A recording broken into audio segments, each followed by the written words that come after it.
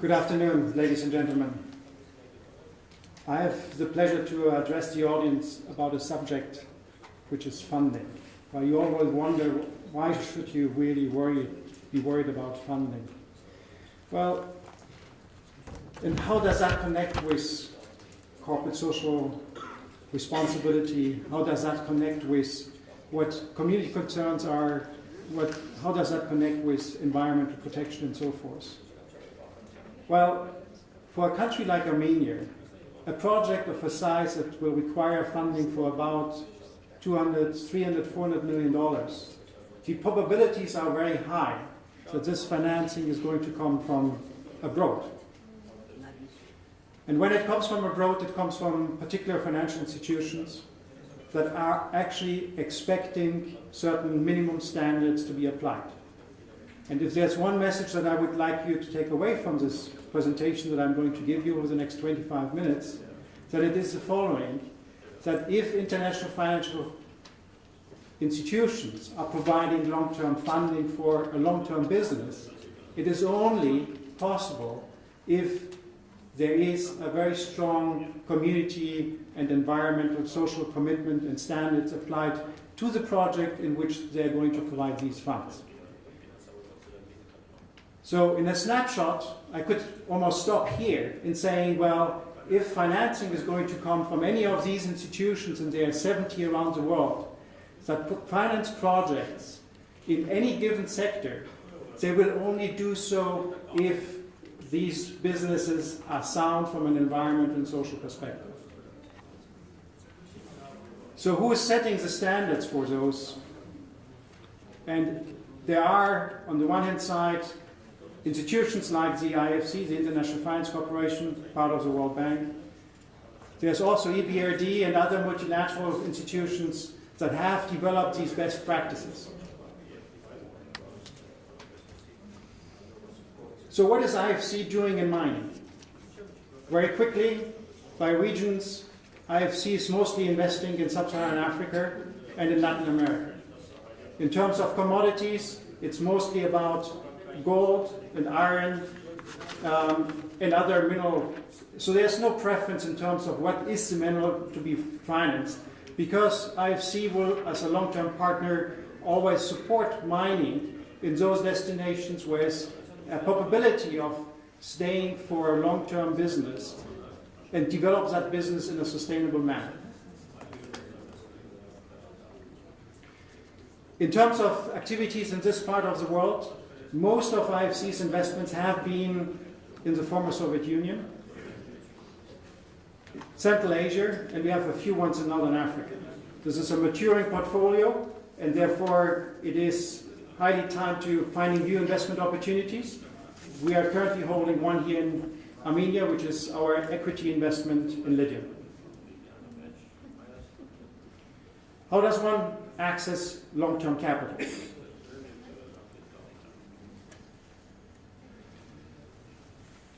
First of all, Gary has spoken about it. It's a very long-term business because you need ample time for actually finding a mine. Exploration may take anything between 8, 10, 15 years, depending on where the commodity cycle stands. It is very much also depending on, are the commodities sellable to the market, at what price? So even if it had been discovered 10, 15 years ago, it may have not been gone into development. Along the different steps that need to be undertaken in order to actually come to a producing mine, there's substantial funding that is needed. Gary mentioned it before, exploration funding can easily be anything between a couple of million up to $100 million for the larger mines. The funding peak is typically when all the feasibility study work gets completed and ultimately all the investors in the mine are deciding to build the mine. That is when a couple of $100 million need to be invested in equity or in debt.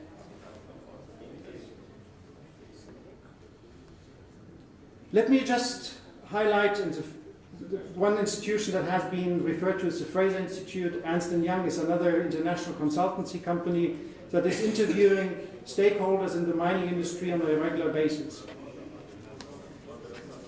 What are the perceived risks in the industry. And these risks and their perception is changing over time. One key theme over the last few years has been the growing interest by governments to taking a larger stake in the mines. And this is a natural tendency also because, well, commodities are in many instances regarded as the wealth of the people of the country in which these natural resources are found. And therefore, they are fighting for getting their fair share. The question is, what is that fair share? And it is not possible to grab it in one percentage, and it may vary from one country to another. It varies from the different regulations in place, taxes, royalties, any kind of levies that are ultimately paid to any party involved in developing mining.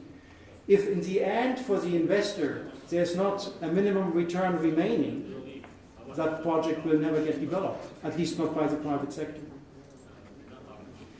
There are other elements which are remaining more stable over time. There's the constant concern about finding adequately skilled people that can operate mines. We have seen it in the movie early on. If you do not train people early on, you do not find the skill sets in the communities surrounding the mines, huge opportunities will be lost.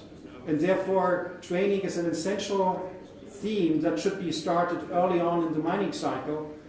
It does not necessarily start with the early exploration part, but particularly as a project is gradually moving towards a development decision, these long-term lead items, as I call them, need to be developed early on. One of the other key concerns in the industry is about capital costs and how to raise the capital. And here I'm back to funding. But all that is also embedded in, well, how do the projects and the management of these projects interact with communities? How do they intend to build the mine in an environmentally least impacting effort?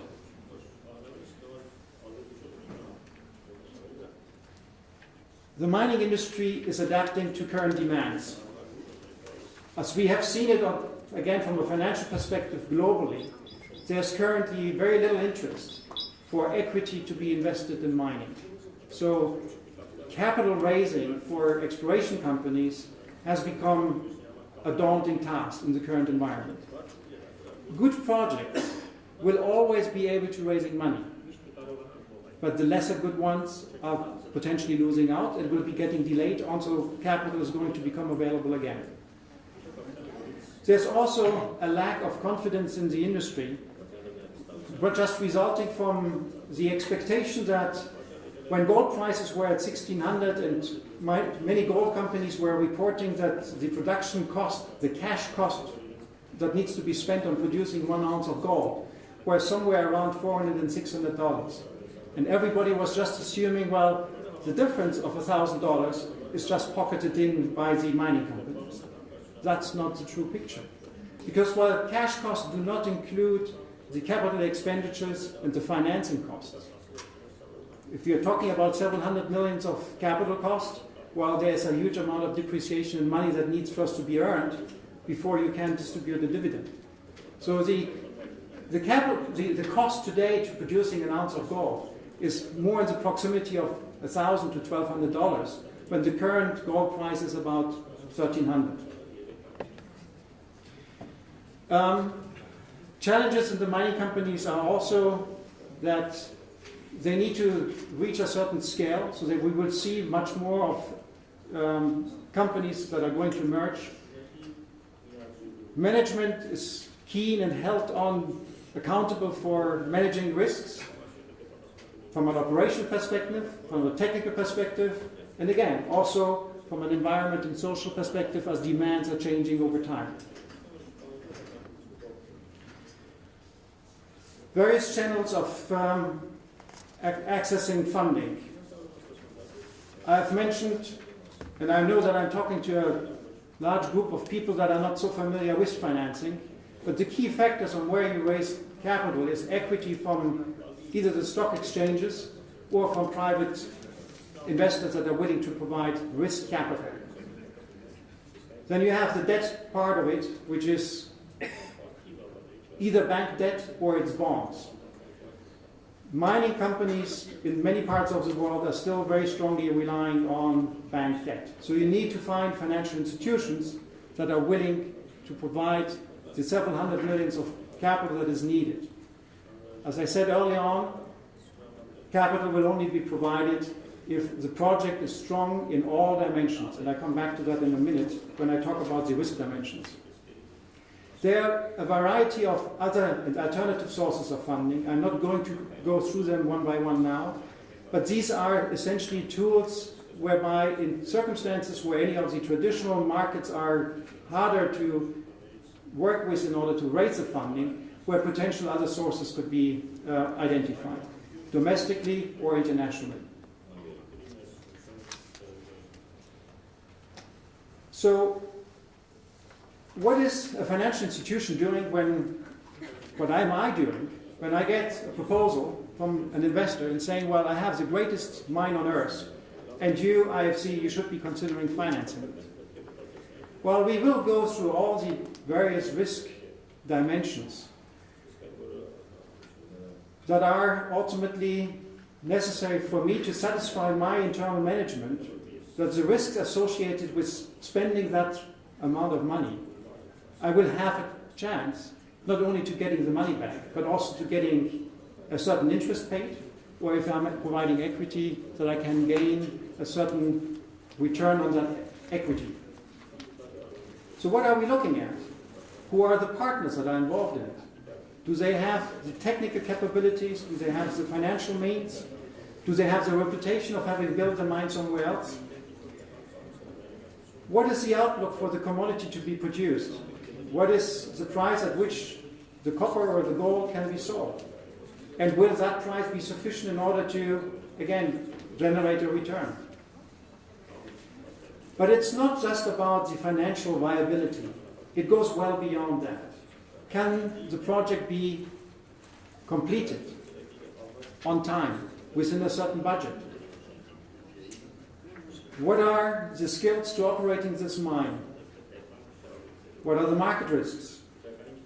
What are the potential regulatory changes? Because, well, mining is a long-term business.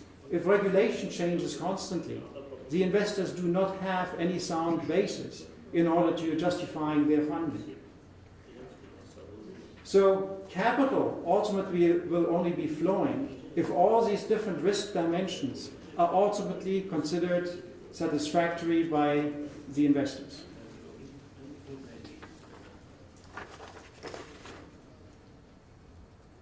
Coming to the aspects of non-financial risks, which are related very closely to it, because financial institutions, as I said in my opening remarks, will also look at, well, what is this project's impact from an environmental perspective, from a social perspective? None of the financial institutions wants to find itself in the headlines of the Financial Times on page 1 in saying, well, you institution, you have funded a mining operation in a given country where there has been a strong violation of standards that would never have been acceptable if, for instance, that very mine had been built in the US or in Canada, Australia, or anywhere else. And there is, for these financial institutions, there's also no way that they could somehow accept a double standard, whereby you could say, well, what might be required in the more developed, advanced, and more regulated economies, well, that does not necessarily apply to those countries where that strong regulation is not yet in place. So an institution like ourselves will make any effort to reviewing the project and strengthening it in all dimensions that are necessary so that the same project is qualifying for the same kind of standards as if it had been built somewhere in the developed world.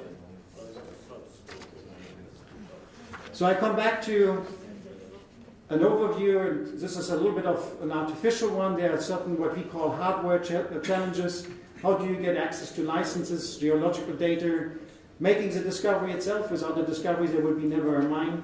Build these mines, get access to the infrastructure, and of course funding. But the software challenges are, well, how are you dealing with political risks, change of regulatory frameworks?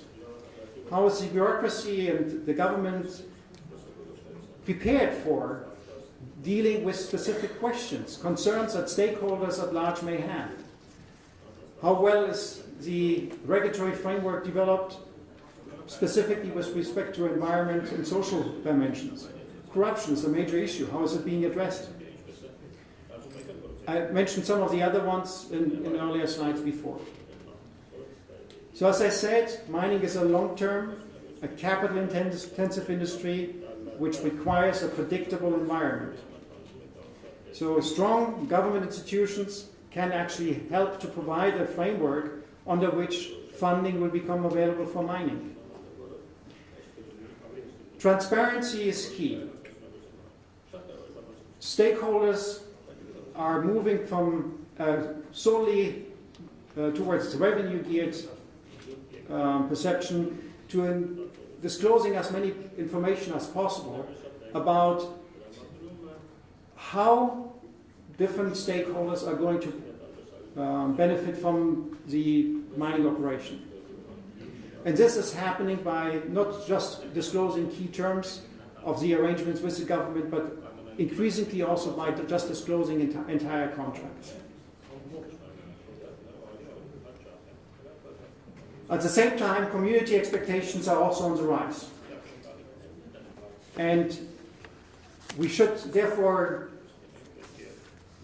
be aware of, and we have seen it to some degree also today, that there is a need for addressing and having a regular dialogue with different stakeholders throughout the entire process, from early exploration to pre-development phases, where information is gradually growing and certainty is growing, to get those stakeholders informed about what is going to happen to them if and when there is a mine being operational.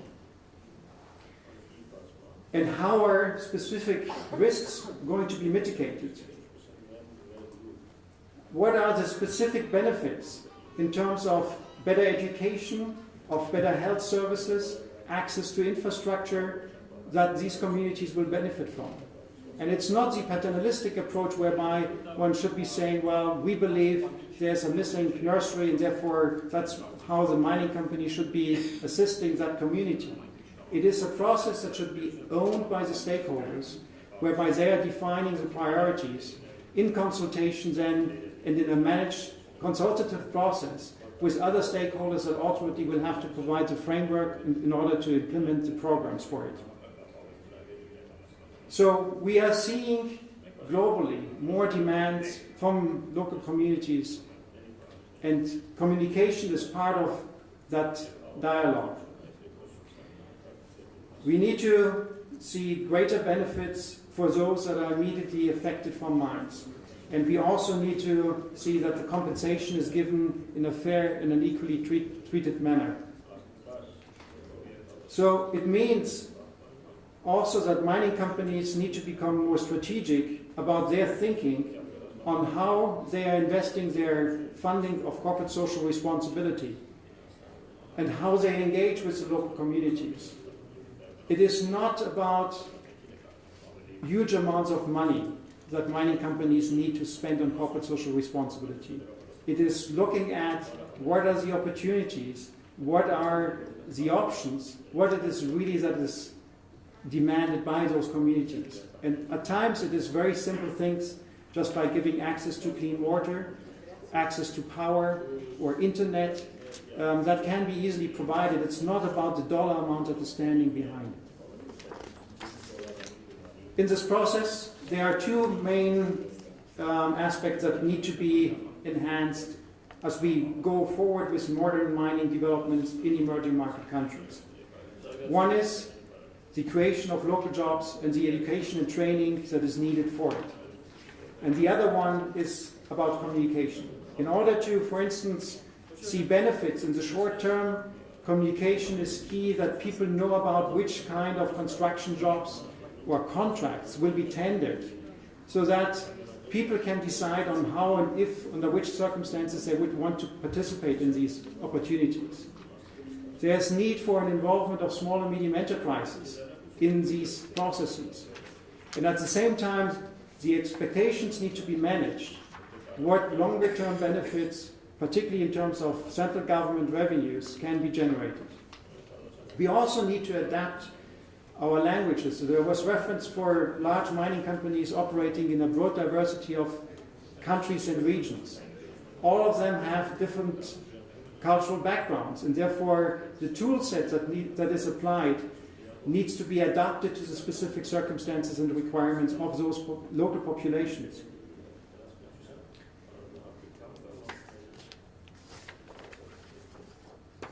So, in a nutshell, what the IFC would like to see is the more winners there are in any given country from a mine development, the safer it is to develop the asset.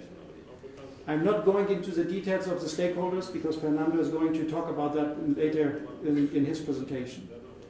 But it's only if it's, I'm not saying an all-inclusive, but you need to get the majority of the stakeholders behind the project in order to find that support that is necessary in order to get successfully through the consultation processes to win people's trust or earn people's trust and thereby their support for helping the mining companies to implement the project. In conclusion, Armenia has good mining potential, but it is not yet known as a mining investment destination. New mine developments materialize only if long-term capital becomes available. Capital is shy, and it has alternatives to decide on where to go. You can invest in mining projects in Africa, in Latin America, but you also could decide to invest capital in Armenia. It is flowing only if the associated risks are considered to be acceptable to the investors. Transparency, good governance, long-term stability, stakeholder engagement, and the management of expectations need to be assured at all times throughout the life cycle of the mining project. Investors focus on project management, efficient cost management, and financial returns. We are financial institutions. But in order to make that happen, you need to have country stability and a government commitment to the mining sector, again, providing as a long-term framework in order to make those investments happening. So the long-term success of mining operation depends on sound environmental management, continued community support, as well as an early planning for mining closure. And I will not go into that subject as we have heard about it before. So relationship and communication are key. Engage early with potential stakeholders, including potential financial institutions, and foster transparency and trust with all relevant stakeholders. Thank you very much.